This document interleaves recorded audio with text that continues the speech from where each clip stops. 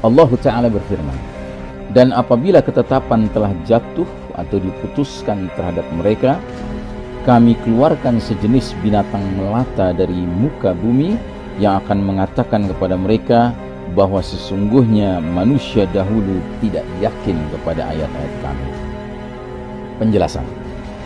Ayat ini memaparkan tentang binatang melata yang muncul sebagai salah satu tanda dari tanda-tanda besar hari kiamat.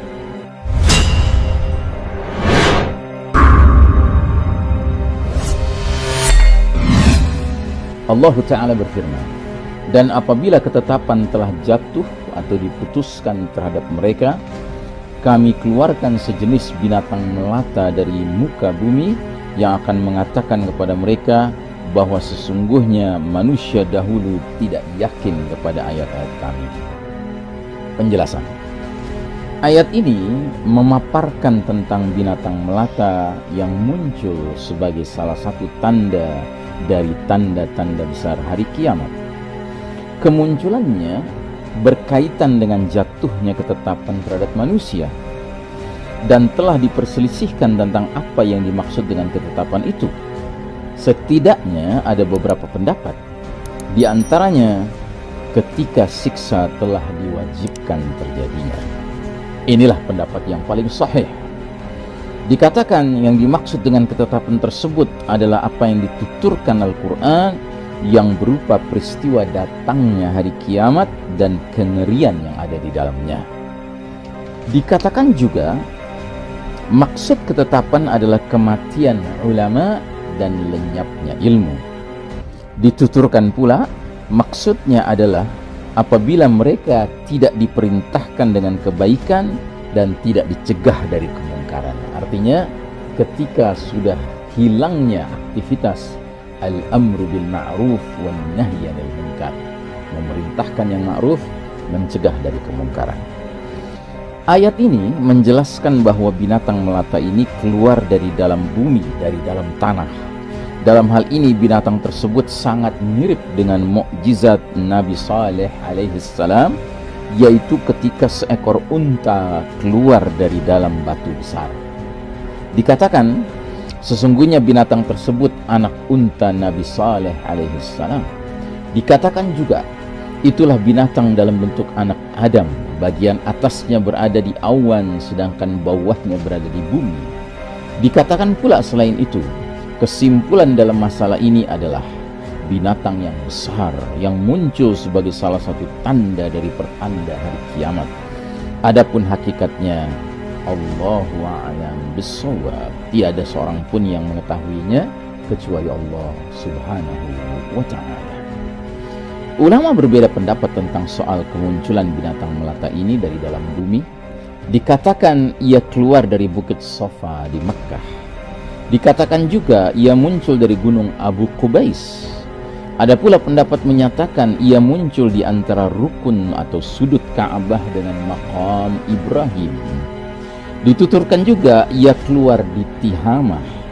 Dikatakan pula ia muncul dari sebuah masjid di Kufah karena tungku api sudah memancarkan air. Dikatakan juga ia keluar dari negeri Taif. Dikatakan juga ia muncul dari rekahan pada Ka'bah. Ada juga yang menuturkan ia muncul dari batu besar yang elok. Disebutkan juga untuknya beberapa tempat keluar. Menurut saya penulis, maksudnya Syekh Mubayyad, penentuan lokasi kemunculannya di bumi bisa jadi termasuk ilmu yang tidak bermanfaat. Cukuplah bagi kita dalam masalah ini pengetahuan bahwa binatang melata ini secara luar biasa muncul dari dalam bumi atau dari salah satu rekahan pada tanah, dan binatang ini merupakan salah satu tanda dari sekian banyak tanda-tanda hari kiamat sebagaimana dibicarakan oleh banyak orang. Saudaraku rahimakumullah, ulama berbeda pendapat tentang isi perkataan binatang melata tersebut. Dikatakan binatang tersebut berbicara kepada mereka tentang batilnya segenap agama illal Islam, selain Islam. Dikatakan pula binatang itu berkata kepada mereka tentang sesuatu yang membuat mereka sedih. Disebutkan juga binatang tersebut berucap kepada mereka dengan kalamullah Ta'ala bahwasanya manusia itu terhadap ayat-ayat Allah tidaklah yakin. Abadi menukil dari Ar-Razi pada kitab tafsirnya dengan penukilan yang cukup panjang, maknanya sebagai berikut. Orang-orang memperbincangkan tentang binatang melata ini dari berbagai sudut pandang. Pertama, tentang ukuran tubuhnya. Di dalam satu hadis dinyatakan bahwa tingginya 60 hasta. Diriwayatkan juga bahwa kepalanya itu mencapai awan. Dari Abu Hurairah radhiyallahu anhu dinyatakan bahwa ukuran celah dua tanduknya itu panjangnya 1 farsakh bagi pengendara kuda. Kedua, tentang bentuk dan penampilan fisiknya. Dari Ibnu Jurayj diriwayatkan tentang ciri fisik binatang ini bahwa kepalanya adalah kepala kambing, matanya seperti mata babi, telinganya mirip telinga gajah, tanduknya tanduk rusa, dadanya dada singa, warna kulitnya bagai warna kulit harimau, lambungnya mirip lambung sapi, ekornya seperti ekor domba jantan, dan tapak kakinya adalah tapak kaki unta. Yang ketiga, tentang bagaimana kemunculannya. Dari Ali radhiyallahu anhu diriwayatkan bahwa binatang itu keluar selama 3 hari dan orang-orang menunggu, sedang binatang itu tidak keluar kecuali hanya sepertiganya saja. Dari Al-Hasan ia berkata, keluarnya binatang itu tidak sempurna kecuali sesudah 3 hari. Keempat, tentang tempat kemunculannya. Nabi SAW ditanya, dari manakah binatang itu muncul? Nabi menjawab, dari masjid yang paling agung keharamannya bagi Allah, yakni Masjidil Haram. Dikatakan pula, binatang itu keluar dari bukit Sofa, lantas ia berbicara kepada mereka dengan menggunakan bahasa Arab. Kelima, jumlah kemunculannya.